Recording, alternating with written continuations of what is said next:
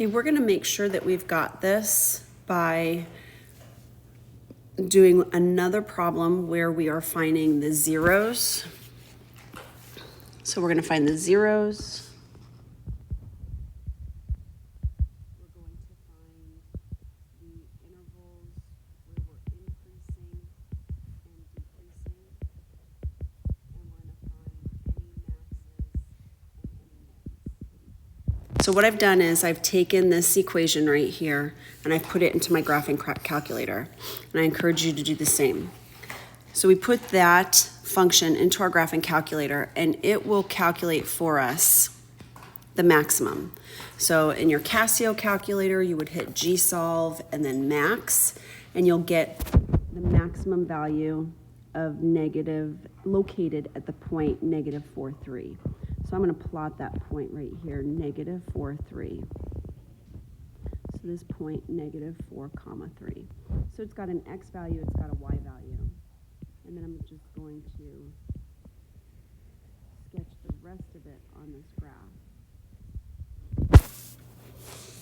Now, we're gonna have two zeros. Two real zeros.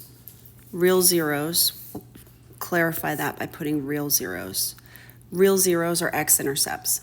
So the x-intercepts, I'm gonna come over to my calculator. Now, on your Casio calculator, you need to gsolve root, and that will give you the value on the left. So that value on the left is an x value of -5.2, 0, and the one on the right is -2.8, 0. So our zeros are -5.2 and -2.8. And I'm going to even clarify this more by putting an and sign in there so that you don't think it's an ordered pair, because it's not an ordered pair. -5.2 and -2.8. Those are the two real zeros. Now our maximum is going to come from the turning point. So our graph is increasing and then it turns and it starts decreasing. So where it goes from increasing to decreasing, that's a turning point. And at that turning point, you're going to have either a maximum or a minimum. In this case, it's a maximum, and that maximum value is the y value, which is 3. There is no minimum. So no minimum. Now, increasing, decreasing.